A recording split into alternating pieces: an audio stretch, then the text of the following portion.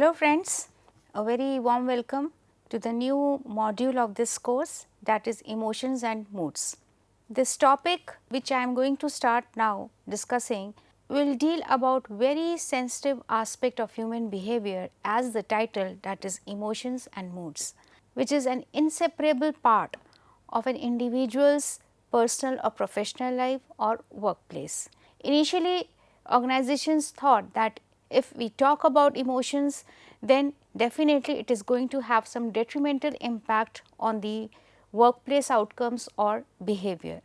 But gradually OB professionals realized, organizations realized that emotions are inseparable from an individual's part of life, and rather it plays very important role even at workplaces, and how workplaces can be a virtuous workplace when we talk about emotions or consider emotions of employees.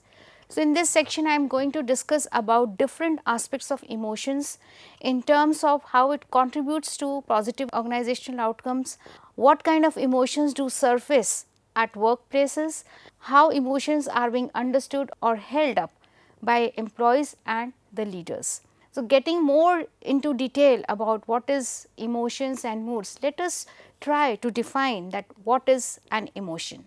Emotions can greatly influence our attitude towards others, our decisions, even our actions, and it has some consequences. Definitely, the consequence can be positive and it can be negative or disastrous. With the spurt of moment, we take any action when we are emotional and we do not know whether the consequence is positive or negative. At the same time, we have some mood swings even at workplaces. Sometimes we are happy, sometimes we are sad because of some past experiences that lingers on our mind, and we tend to get influenced, and our mood is very tensed or pensive, or we are very excited. So, it is important to recognize that we cannot set aside our emotions in the workplace, and they are natural part of human experience. Even at workplaces, I am not talking about non-work domains, even at workplaces we feel good or bad. The boss can give some negative feedback for our performances, any employee can be berated by any employee, and how we tend to respond to that situation emotionally, that is very important and inseparable part of any work. This is a natural part of human experiences, and acknowledging them and lead them to a more empathetic and understanding work environment. In another terms, we need to understand the emotions of the other person and how it is impacting the work environment. So, therefore, recently the field of OB has given much attention to the topic of emotions, and emotions in the workplace were historically thought to be detrimental to performances. Although managers knew that emotions were an inseparable part of everyday life, and they tried to create organizations that were emotion free. They tried to, but ultimately even organizations, OB professionals had to accept that emotions do surface, they do function, they are much more operational even at workplaces, and we cannot ignore the emotions of employees. So, now thankfully this type of thinking is changing. That means OB professionals and organizations are considering emotions of employees. Certainly some emotions hinder performances, and certainly some emotions also facilitate performance. For example, acknowledgement, recognition.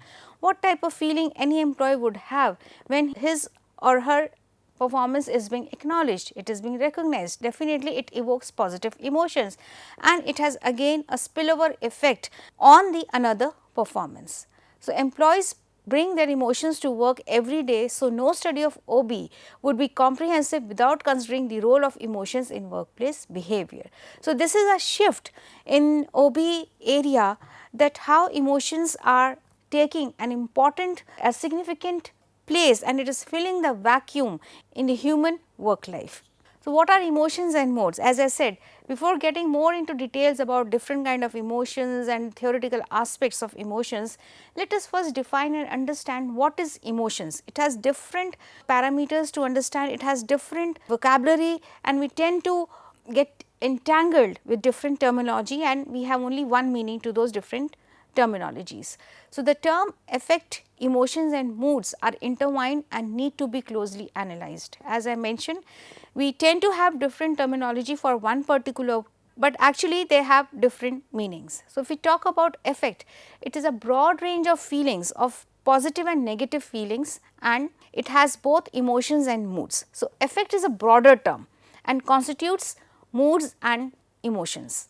So, affect is a broader term and then it is being categorized into different kind of emotions and moods. So, what is emotion? It is an intense, discrete and short lived feeling experiences that are caused by a specific event or a moment. Any employee berates the other employee or gives a negative feedback to the employee, or two employees have some verbal attack on each other. So, that emotional or momentary impact will be that the person becomes emotional and he takes one decision. That is short lived and it is very intense. There is a spur of that emotion. I am angry, I am happy.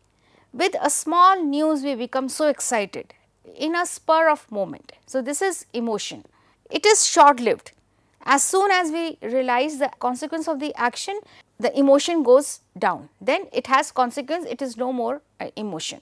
Moods there on the other hand are longer lived and less instant feelings than emotions and often arise without specific event acting as a stimulus. So, two employees having intense argument can lead to an emotional reaction in terms of verbal attack, whereas mood is something which is longer lived. They are not intense feelings, but there is no stimulus in the environment that will lead to some mood enhancement or decrease in the mood. It will be something intensity in the mood. It is something that the person will live with that experience for a longer period of time, although the person is not provoked by the stimulus in the environment. So, it is longer lived and it is less intense feelings than emotion. So, there is no spur of moment when we talk about any individual's mood, that I am sad, I am happy, I am tensed. These are the parameters of moods. So, when we are talking about that I am not in a right mood to work with you at this moment, it is something that he is occupied with some other negative or positive experience that inhibits him to work with the other co-worker. So, this is the difference between emotions and moods. Emotions will evoke with the spur of moment, it is short lived, whereas mood it is longer lived and it is not intense or it is not provoked by any stimulus or event in the environment. Rather, it is something that a person is occupied with some thought process. This is a figurative explanation of affect, emotions and moods, where affect is defined as a broad range of feelings that people experience. Affect can be experienced in form of emotions or moods, as we discussed in the previous slide. But what are emotions? They are caused by specific event. They are very brief in duration, that is short lived. It is specific and numerous in nature, such as that emotion can be anger, fear, sadness, happiness, disgust or surprise. In a moment we tend to receive any happy news or sad news, how we become emotional, and that emotion is expressed through our immediate action. It is usually accompanied by distinct facial expression. For example, anger. Anger can be easily understood on anybody's face, or happiness or excitement. This is something that we can read on the other person's face, and it is action oriented in nature. We are angry, we indulge in act of verbal attack or physical attack. We are sad, we are happy, we tend to become more elated, our eyes will be diluted. That will show another action in terms of happiness. Whereas, what is mood? The cause is often general and unclear. We cannot think about that why the person is having a particular mood. It lasts longer than emotions, maybe hours or days. Any bad event has happened and the person is influenced by that event or news, and that event or news will keep that person in low mood for maybe 1 hour, 2 hour or for a day, because it has some influence. It has two dimensions, positive and negative effect, and they are comprised of multiple specific emotions. If a person is sad because of hearing any bad news, maybe the person is engaged in analyzing, interpreting that sad news, and thought process will be very much inclined to that event. So, that event will keep that person's mood very low, or opposite to it, that if any person has received any happy news, the person will be elated, and how mood is in a positive form can continue for some longer period of time. And it is generally not indicated by distinct expressions.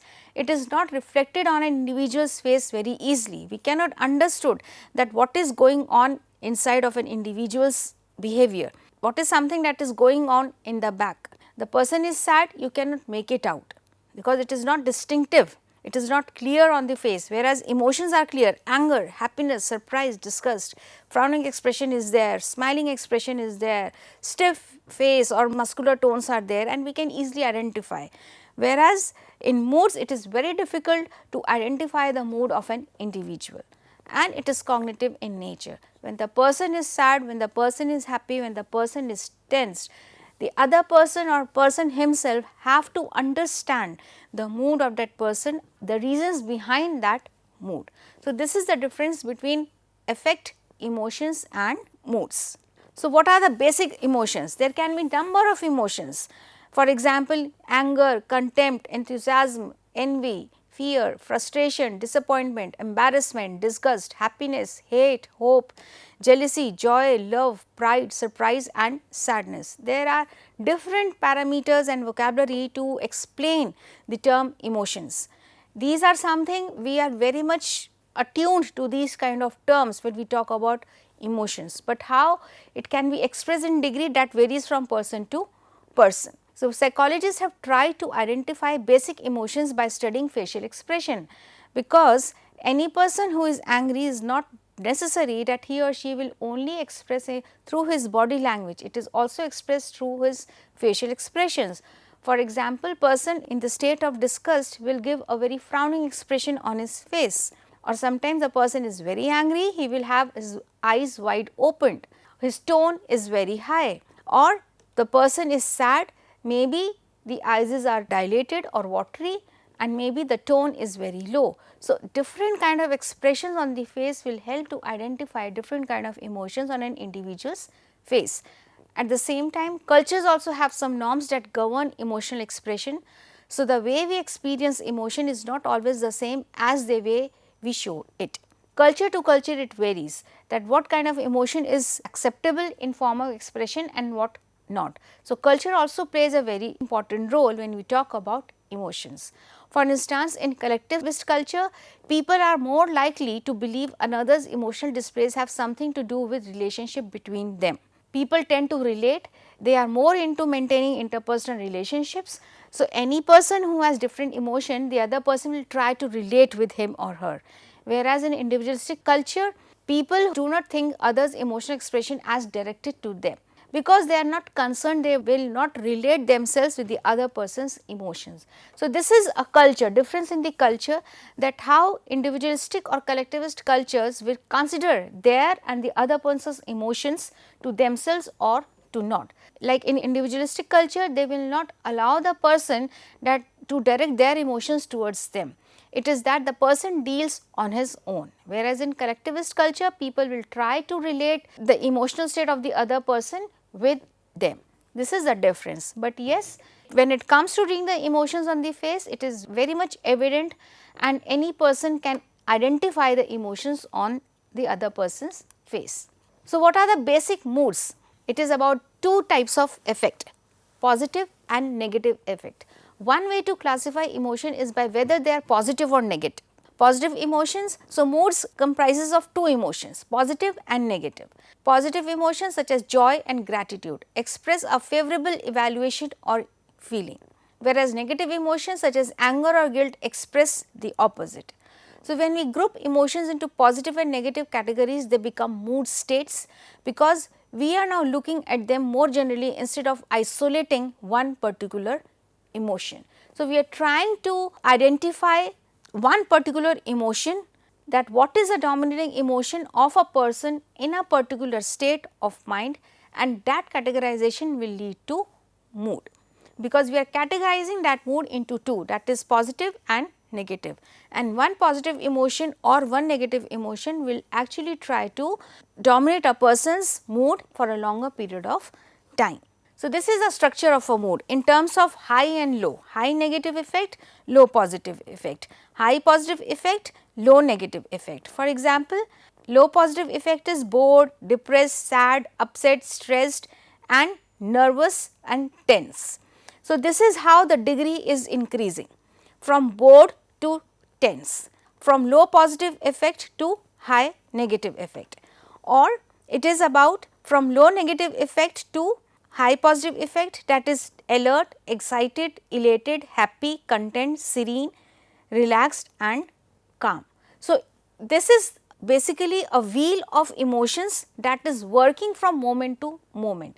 But yes, when a person is in one particular mode, then actually it is about one particular emotion in a moment, either it is positive or negative, and the degree, high negative effect or low negative effect, or high positive effect or low positive effect. So, it is a wheel basically from bored to excited, or it is moving from one moment to moment. So, this is a structure of a mood, that every moment the degree is varying, and at every moment one emotion or the other, that is negative or positive emotion is working, which is defining an individual's mood. So, basically it is a structure of mood, and actually it is a wheel of mood, that how it is being moving in a circular motion with the varying degree, right from alert to excited, elated, happy, content, serene, relaxed, calm, fatigued, bored, depressed, sad, upset, stressed, nervous and tense. So, that is how the mood has been structured by OB professionals. Alright. Next comes that when we think of positive effect, it is consisting of positive emotions such as excitement, enthusiasm and elation at the high end, definitely. If we go back, high positive effect, right. And negative effect is a mood dimension consisting of nervousness, stress and anxiety at the negative end. So, it is talking about the extreme ends of the emotions in form of mood. Therefore, we can say that positive and negative effect play out at work and beyond in that, and they color our perceptions, and these perceptions can become their own reality. So, the point is that no matter any individual is going through any positive or negative effect in terms of mood, then the perception of the whole situation is also colored by that particular emotion itself. If we are in a good mood or positive mood, then we will also color the perception, we will color our own perception about the other person or situation to be positive or vice versa. So, this is the impact of positive and negative effect when we talk about mood. For example, one flight attendant posted an anonymous blog on the web that said that I work in a pressurized aluminum tube and the environment outside my office cannot sustain human life. So, what is his vocabulary that is using based on his mood state? That being said, the human life inside is not worth sustaining sometimes. In fact, the passengers can be jerks and idiots, and I am often treated with no respect. Nobody listens to me until I threaten to kick them off the plane. Now, in this post, the flight attendant is basically targeting the passengers because he is not liking any passenger. So, his mood is being affected, and how is finding difficult to deal with the passengers on flight. So, clearly if a flight attendant is in a bad mood, it is going to influence his perceptions of passengers, which will in turn influence his behavior. It is vice versa, the person is not liking the passengers or the attendant is not happy in that particular moment, or in the flight his mood is low, then definitely the perception of the whole environment also be negative, and what he has posted on the web that reflects his mood, because whatever the effect is dominating an individual's mood, he is coloring his perception accordingly. Now, in this example, the mood of the flight attendant is full of negative effect. This is so obvious. When his mood is in negative effect, then definitely he or she will also perceive the other person in the environment to be all negative, and that is how he is explaining his experience in flight based on his perception and mood. So, this is how positive and negative effect impact an individual's perception of the whole environment. Next comes some other aspects of emotions. When we are talking about emotions, it can be in different forms. Why? Happy, sad, frustration, anger, sad, every emotion is there, but at the same time every emotion has its own connotations, where a person feels bad for the other person and for himself, and he cannot do anything.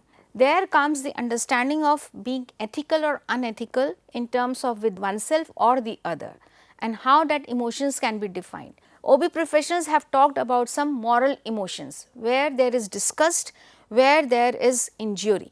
So, emotions have moral implications because of our instant judgment of the situation that evokes them. When we judge any situation, our emotions are also evoked. When they are evoked, our judgment also goes right or wrong. Now, in a particular situation, either we understand the morality of the emotions in terms of understanding the other person's situation or our own situation. We get disturbed when we perceive any person who is facing injustice.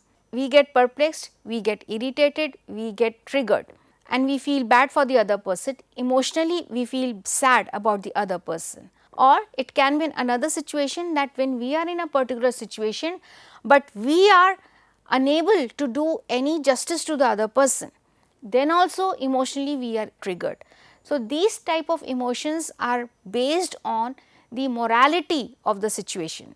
So, the first kind of moral emotion is moral disgust, which occurs when we think about moral violations committed by other people. For example, someone holds socially inappropriate attitude, or when someone violates the basic rights of others, for example, betrayal or racism. We are perceiving any person who has done something wrong to the other person is facing some injustice, and we are being triggered that something wrong has been done to a particular person. This is moral disgust. When we perceive anything to be wrong and we are morally triggered, it leads to disgust, it leads to anger, it leads to sadness. This form of emotion based which has moral implications is known as moral disgust. For example, any person who indulges in the act of discrimination and discriminates the other person. So, when we perceive that discrimination happening in a particular group or situation, then we feel bad. This is moral disgust, because we are triggered, we are feeling bad, and this feeling of bad is known as moral disgust, because when we are judging the situation, we understand it is morally incorrect, which is unethical or morally incorrect, that ultimately it leads to disgust. So, this kind of emotion based on moral implications is known as moral disgust. And the other is moral injury. When we are in a particular situation and we are unable to do any justice to the person. For example, when we are working in a team or we are working in any group and the team leader takes any inappropriate decision, because he has all the rights and powers to take the lead, then other members fail to do anything against the leader. Under such circumstances, it is causing injury to our own moral implications. We are morally injured because we cannot do anything to do right to the other person. This is moral injury. This is understood to be a strong cognitive and emotional response that can occur following events that violate a person's moral or ethical code. When we know that I cannot do anything right in that situation, then we are actually violating, or our hands are bound, we are bound not to take any decision beyond a particular point, then it leads to moral injury. Potentially morally injurious events include a person's own or other people's acts of omission or commission or betrayal by a trusted person in a high stake situation. For example, when medical interns are under rigorous training, maybe the interns know that the doctor has taken any wrong decision and the interns cannot take any action on that doctor, then it leads to moral injury, because they know that they cannot do anything to make it right. So, therefore, we can say that moral injury is a social, psychological and spiritual harm that arises from a betrayal of one's core values, because the doctor may not allow the person to take the right action, which is rather harming the person's own code of conduct, such as justice, fairness and loyalty. Harming others, whether in military or civilian life, failing to protect others through error or inaction, and failure to be protected by leaders. Hence, this leads to lasting anger, guilt or shame, and can be fundamentally alter one's worldview and impair the ability to trust others. When this becomes a regular thing in any organization, that people fail to protect the other persons because injustice has done to them, then it is moral injury to own individuals. Moral implications. Why? Because they are unable to take the right action. This is moral injury.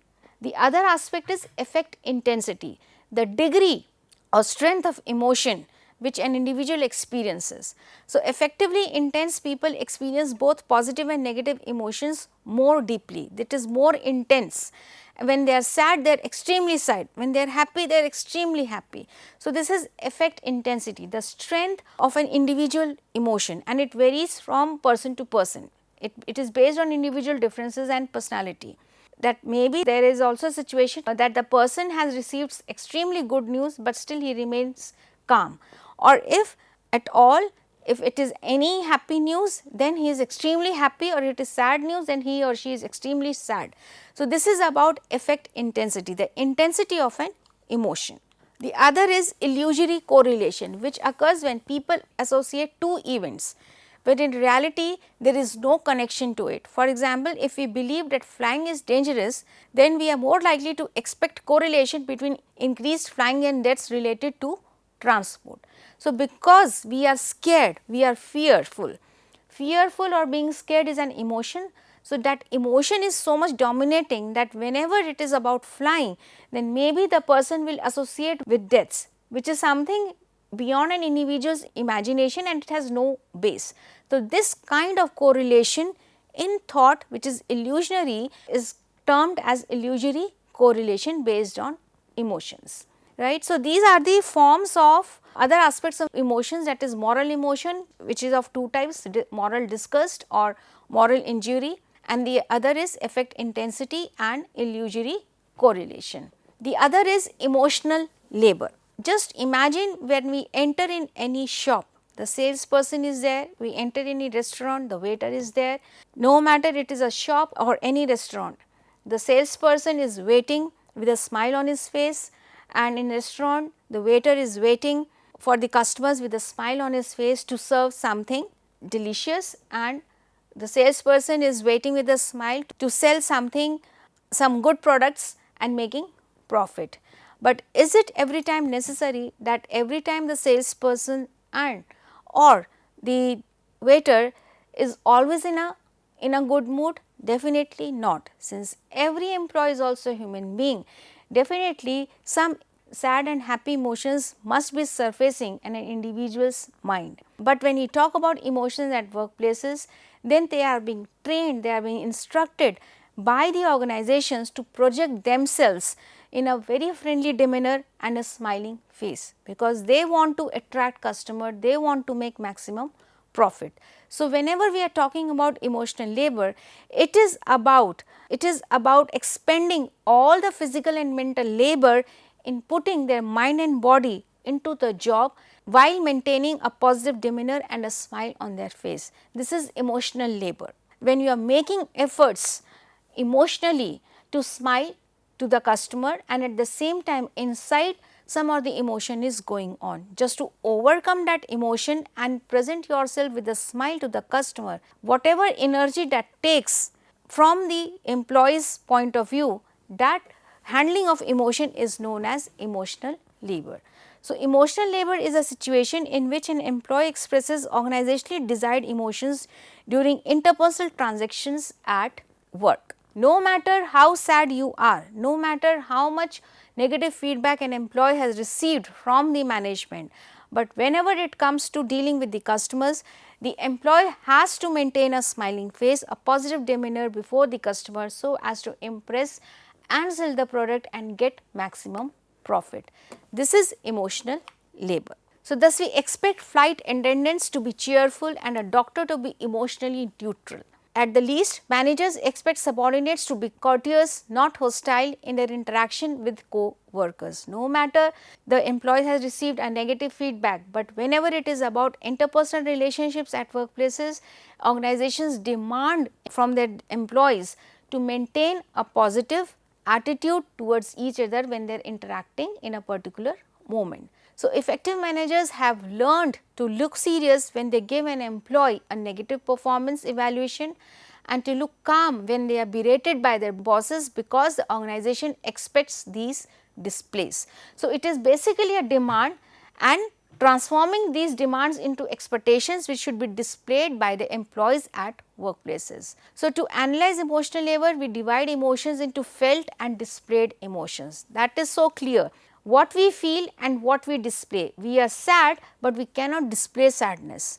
So, felt is something, the true feelings or emotions you are feeling, the true emotion, you are happy, you are sad, and display is that what you have to display, it is opposite to whatever we feel.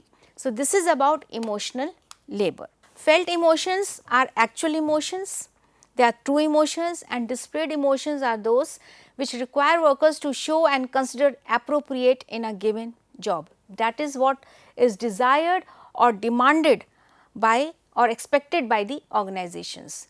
They are not innate, they are learned, and they may or may not coincide with felt emotions.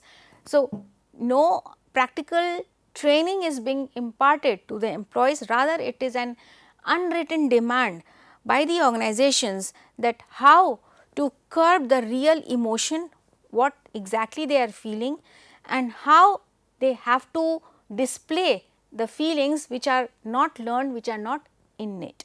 For instance, research suggests that at workplaces it is expected that employees should typically display positive emotions like happiness or excitement and suppress negative emotions like fear, anger, disgust and contempt. Displaying fake emotions require us to suppress real ones. That is the difference between felt and display. To fake emotions and suppressing the real emotions. Now, when we are faking the emotions, it is actually surface acting, where we are hiding the real emotions and we are foregoing the emotional expressions in response to display rules. Since it is been expected by the organizations not to display the real emotion, the felt emotion, so they tend to cover it with surface acting. A worker who smiles at a customer even when he does not feel like it is surface acting. That is what I said when I started with the discussion about emotional labor, that we are sad, but we cannot be sad in front of any customer. This is surface acting, and deep acting is trying to modify our true inner feelings based on display rules, that how we are trying to hide the real emotion which is very much deep, and we are trying to modify our true inner feelings based on display rules. So, how we are hiding or we are trying to modify our emotion based on the expectation. For example, a healthcare provider trying to genuinely feel more empathy for the patients is deep acting.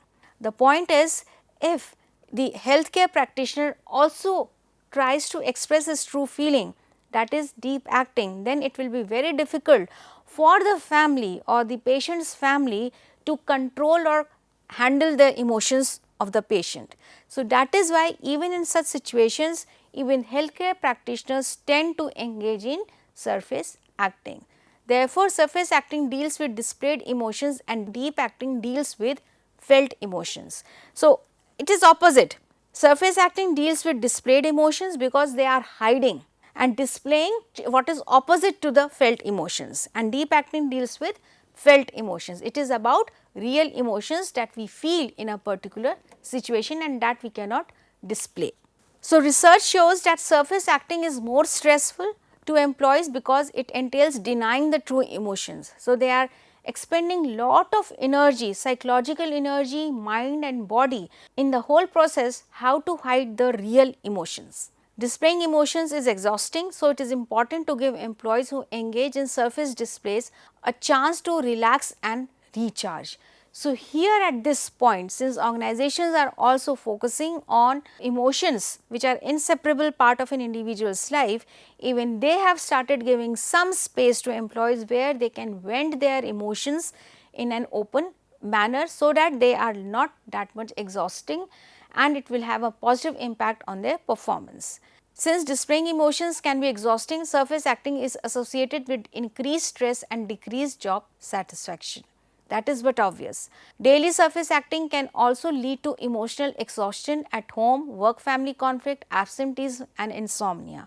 When a person fails to engage in surface acting for a longer period of time, then the person also tries to escape workplace, because every time the person has to display emotions which is the expectation of the organization, and being employed as a human, he also finds it difficult to every time engage in surface acting and find another way to escape in form of absenteeism, insomnia, work family conflict or increased exhaustion.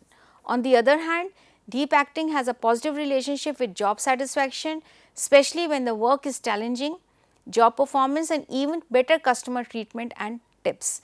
So, there are experiences with you and with me that whenever we are going to any shop, if we are very much true with the choices and preferences, sometimes even the salesperson can engage with the customer while indulging in deep acting and relating with the needs of the customer and then selling the product. So, this leads to increased job performance and job satisfaction. This is a role of emotional labor, that how emotions, be it deep or surface, be it felt or display, has a major influence on job performance of an employee. Emotional dissonance. The disparity between employees having to project one emotion while feeling another is called emotional dissonance. Bottled up feelings of frustration, anger and resentment can lead to emotional exhaustion. Long term emotional dissonance is a predictor of job burnout, declines in job performance and lower job satisfaction. So, what we are feeling, but we are unable to express, this is emotional dissonance, because whenever there is a gap, what we are feeling and what we cannot say, when this gap increases or it accumulates, then it leads to dissonance, because there is no stability that whatever we are feeling we are expressing. It maintains a state of calm, but since we are unable to express, so it leads to emotional dissonance. That means the disparity between emotions, employees having to project one emotion while feeling another, is called emotional dissonance. You are full of anger, but you are not getting any chance at workplace to share or vent that anger or disgust with your co-worker or colleague, then it leads to emotional exhaustion, because you are carrying that emotion for so long and there is no window to just free up. This is emotional exhaustion. However, research from Germany and Australia suggests that employees who have a high capacity for self-control and who have strong relationship with their customers or clients tend to be buffered to some degree from the negative sides of emotional dissonance. The point is again that if we have some outlet to release our emotions, then there is more stability or more calmness in our emotions. The more we have the source to vent, the more we are calm and more we are able to maintain that relationship with the co-workers and the clients or customers. The more we have difficulty to vent our emotional discontent, the more it has impact on job performance and the job performance is decreased. So, this is about emotional dissonance. Now, the point is that what is the difference between emotional dissonance and felt and displayed? Felt and displayed is something which is real and fake as per the demand or expectation of the organization. But emotional dissonance is that even when we do not get a chance at all to vent our frustration, anger, sadness, fear with the other co-worker, then it is being bottled up, it is accumulated in our mind and we find difficult to maintain any composure or calmness in our emotions. This is emotional dissonance. In emotional labor, it is an expectation not to express the felt emotion, but in emotional dissonance, it is whether and to what extent we are able to express our emotions. The more we are able to do it, the more calmness and stability is there. This is emotional dissonance. These are the different aspects we have talked about emotions in terms of emotional dissonance, in terms of emotional labor, that is felt and displayed emotions. Then we have moral emotions in terms of moral disgust, moral injury, then affect intensity and illusory correlation. So, we have discussed about emotions and moods till now. I will continue the same discussion further in the next lecture. Thank you so much.